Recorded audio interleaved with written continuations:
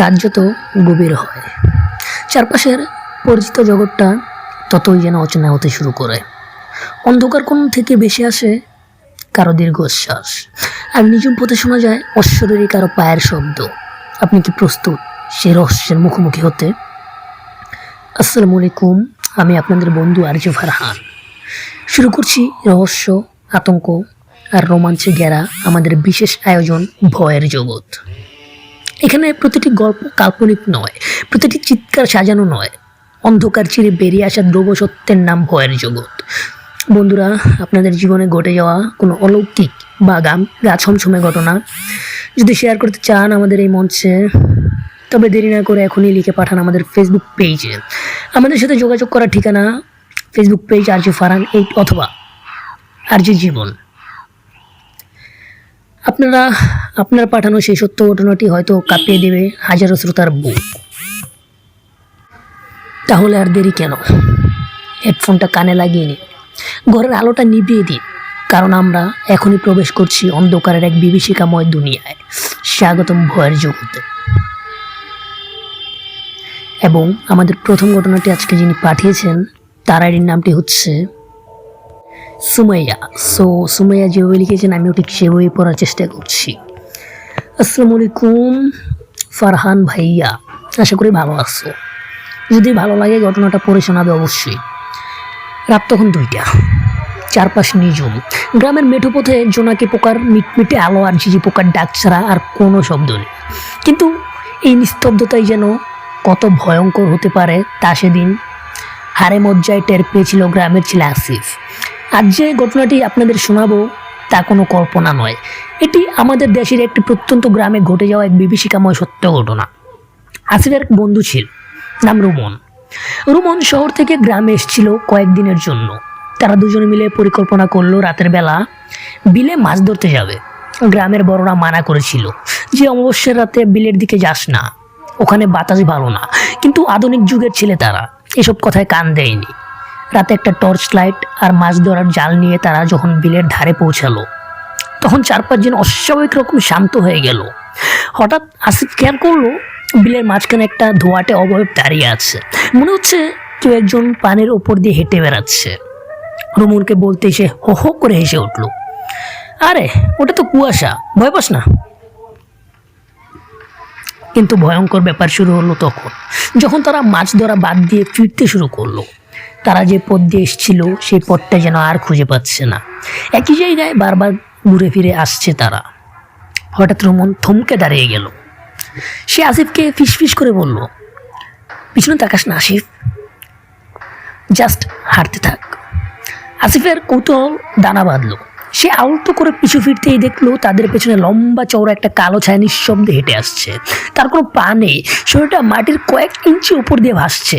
সবচেয়ে বিভৎস ব্যাপার হলো সেই ছায়াটা ঠিক আসিফের বাবার গলার সুরে ডাকতে শুরু করলো, আসিফ, বাবা মার, একটু দাঁড়া, আমি আসছি আসিফ। আসিফ সম্মোহিতের মতো দাঁড়িয়ে পড়তে চাইল, কিন্তু রুমন তার হাত শক্ত করে দৌড়াতে শুরু করলো। পিছনে সেই ডাক আরও জোরালো হতে লাগলো। এবার আর একজন নয়, শত শত মানুষের কান্নার আওয়াজ আর অট্টহাসি চারপাশ থেকে ভেসে আসতে লাগলো। দৌড়াতে দৌড়াতে তারা একটা পুরনো বট গাছের নিচে এসে পৌঁছালো। সেখানে এসে টর্চের আলো মারতেই তারা দেখলো গাছের ডালে অনেকগুলো সাদা রঙের কাপড়ের মতো কিছু ঝুলছে। সামনে তাকাতেই দেখলো সেই ছায়াটা এবার তাদের একদম সামনে। তার মুখ নেই, শুধু দুটো চোখ জল জল করছে। আসিফ মনে মনে আয়াতুল কুরসি পড়তে শুরু করলো। বড়দের মুখে শোনা ছিল, বিপদে পড়লে মহান স্রষ্টাকে স্মরণ করতে হয়। অদ্ভুতভাবে আসিফ যখনই দোয়া পড়া শুরু করলো, সেই বিভৎস অবয়বটা আর্তনাদ করে পেছাতে লাগলো। চারপাশের বাতাস যেন বরফ শীতল হয়ে গেল। একসময় একটা বিকট শব্দে সেই ছায়াটা মিলিয়ে গেল এবং দূরে আজানের ধ্বনি শোনা গেল। আজানের শব্দ হওয়ার সাথে সাথে কুয়াশা কেটে গেল এবং তারা দেখলো তারা আসলে গ্রামের কবরস্থানের ঠিক পাশেই দাঁড়িয়ে আছে। পরদিন সকালে আসিফ আর রুমন যখন গ্রামে ফিরল, তারা জ্বরে কাঁপছিল। গ্রামের মুরব্বীরা জানালেন বহু বছর আগে ওই বিলে এক ব্যক্তি নিখোঁজ হয়েছিল, যার লাশ আর পাওয়া যায়নি। লোকমুখে শোনা যায় অমাবস্যার রাতে সে পরিচিত মানুষের ছদ্মবেশে ডাক দিয়ে মানুষকে বিলের গভীরে নিয়ে যায়। এই ঘটনাটি আসিফের জীবনে মোড় ঘুরিয়ে দিয়েছিল। আজও সে একা রাতের বেলা ঘরের বাইরে বেরোতে ভয় পায়। এখনো কোনো পরিচিত মানুষের ডাক শুনলে সে 10 বার ভাবে, এটা কি মানুষ নাকি অন্য কিছু। আসসালামু আলাইকুম ভাইয়া, ভালো লাগলে অবশ্যই পড়ে শোনাবেন। এবং হ্যাঁ, আমরা আপনার ঘটনাটি পড়ে দিলাম। আমরা যেতে চাই আমাদের পরবর্তী ঘটনায়। পরবর্তী ঘটনাটি আমাদেরকে যিনি পাঠিয়েছেন তার আইডির নাম হচ্ছে মিস্টেরিয়া। সো নিজেও লিখেছেন, আমি ঠিক সেভাবে পড়ার চেষ্টা করছি। আসসালামু আলাইকুম ভাইয়া, আমি রিয়া। আজকে যে ঘটনাটি বলবো সেই ঘটনাটি সেটি একজন ট্রাক চালকের সাথে ঘটে যাওয়া এক বীভৎস সত্য ঘটনা। আমরা অনেকেই মনে করি রাস্তাঘাট মানেই নিরাপদ, কিন্তু এমন কিছু রাস্তা আছে যেখানে সূর্য ডুবলে অন্ধকার শুধু নামে না, সাথে সাথে নিয়ে আসে কয়েকশো বছরের পুরনো কোন অতৃপ্ত আত্মা। নাম পরিচয় গোপন রাখার শর্তে আমাকে একজন ঘটনাটা বলতে বলল, তাই আমি ঘটনাটা বলছি। ঘটনাটি ঘটেছিল শীতকালের এক কুয়াশাচ্ছন্ন রাতে। রফিক ভাই পেশায় ট্রাক ড্রাইভার। সেদিন তিনি ঢাকা থেকে মালামাল নিয়ে যাচ্ছিলেন উত্তরবঙ্গের দিকে। সাথে ছিল তার হেল্পার পিচ্চি কালাম। রাত তখন প্রায় 1টা। কুয়াশার চাদরে ঢাকা রাস্তা, হেডলাইটের আলো যেন 10 হাতের বেশি যাচ্ছে না। হঠাৎ সিরাজগঞ্জের কাছাকাছি একটা নির্জন মোড়ে এসে রফিক ভাই দেখলেন রাস্তা বন্ধ। কিছু লোক হাত নেড়ে ইশারা করে ডাইভারশন নেওয়ার জন্য। রফিক ভাই ভাবলেন হয়তো সামনে কোনো অ্যাক্সিডেন্ট হয়েছে। তিনি পাশের একটা সরু মেঠো পথ দিয়ে ট্রাক ঘুরিয়ে নিলেন। সেই পথটা ছিল ঘন জঙ্গলের ভেতর দিয়ে। কালাম একটু ভয় পেয়ে বলল, ওস্তাদ, এই রাস্তা দিয়ে আগে কখনো যাই নাই, ফিরে চলেন। কিন্তু রফিক ভাই জেদ করলেন, আরে ধুর, এইটুকু রাস্তা পার হলেই মেন রোড। মিনিট 10 চলার পর রফিক ভাই খেয়াল করলেন রাস্তার পাশে একটা লোক দাঁড়িয়ে আছে, পরনে ধবধবে সাদা পাঞ্জাবি, কিন্তু এই কনকনে শীতেও তার গায়ে কোনো চাদর নেই। লোকটা হাত তুলে ট্রাক থামানোর ইশারা করলো। রফিক ভাই ব্রেক করলেন। কালাম ফিসফিস করে বললেন, ওস্তাদ থামাইয়েন না, লোকটার পা দেখা যাচ্ছে না। রফিক ভাই ধমক দিয়ে বললেন, ভয় পাস না, হয়তো কোনো বিপদগ্রস্ত মানুষ।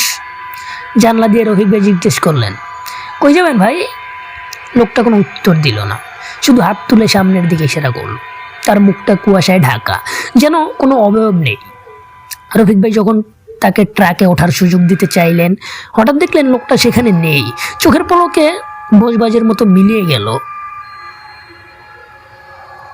ট্রাক আবার চলতে শুরু করল, কিন্তু এবার অদ্ভুত সব শব্দ হতে লাগলো। মনে হচ্ছিল ট্রাকের ছাদে কেউ একজন অনবরত দৌড়াচ্ছে। ধূপধাপ শব্দে পুরো ট্রাক কাঁপছে। কালাম ভয়ে সিটের নিচে লুকানোর চেষ্টা করছে। হঠাৎ হেডলাইটের আলোয় রফিক ভাই দেখলেন রাস্তার ঠিক মাঝখানে একটা বিয়ের পালকি রাখা। তিনি ট্রাক থামাতে বাধ্য হলেন।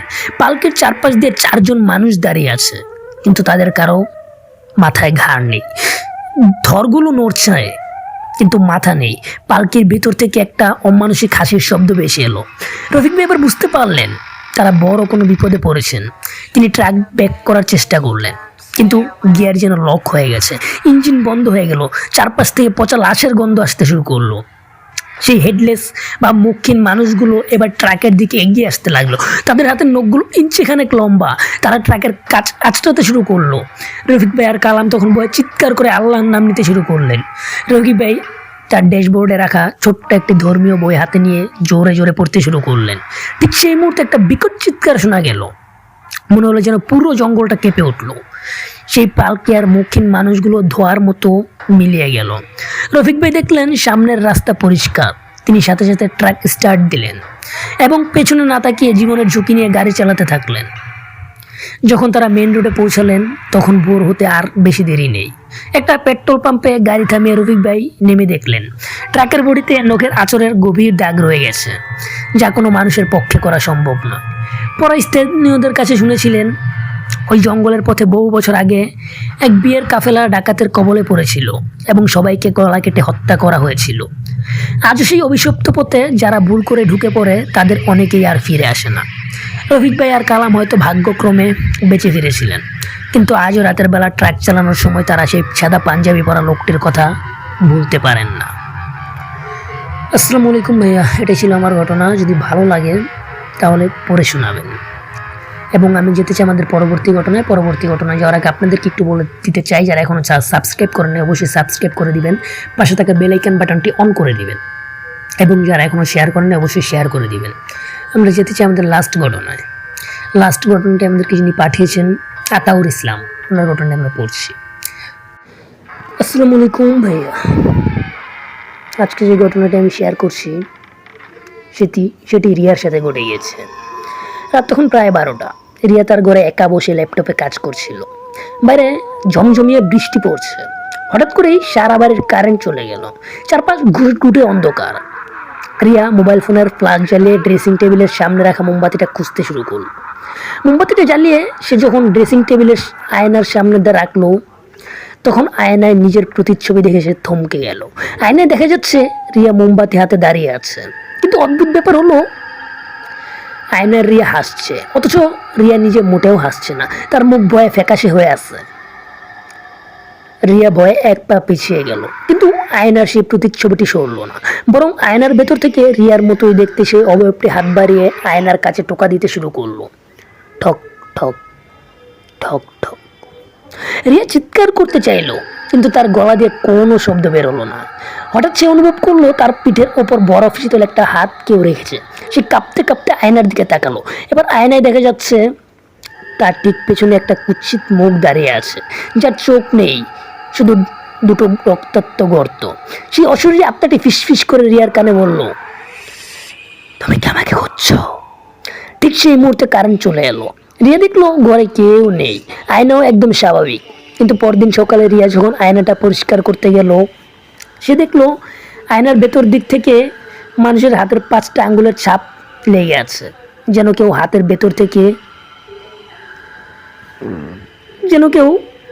ভেতর থেকে বের হওয়ার চেষ্টা করছিল। আসসালামু আলাইকুম ভাইয়া, এটাই ছিল আমার ঘটনা। যদি ভালো লাগে পড়ে শোনাবেন।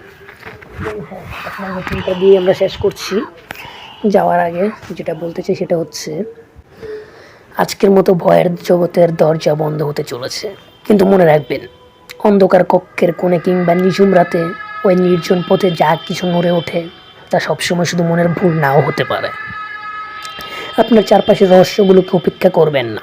যদি আপনার সাথেও ঘটে থাকে এমন কোনো ব্যাখ্যাতীত ঘটনা, তবে আমাদের জানাতে ভুলবেন না। আপনার গল্প পৌঁছে দিন আমার ফেসবুক পেজ আরজি ফারহান অথবা আমাদের আরজি জীবন এই পেজের ইনবক্সে। ভয় কাটে, শুধু সময়ের জন্য বিরতি নিয়েছে। আবারও দেখা হবে ভয়ের জগতের পরবর্তী পর্বে। ততক্ষণ পর্যন্ত সাবধানে থাকুন, সজাগ থাকুন, কারণ রাত এখনো শেষ হয়নি। আমি আপনাদের বন্ধু আরজি ফারহান আজকের মতো বিদায় নিচ্ছি। শুভরাত্রি, যদি ঘুমাতে পারেন।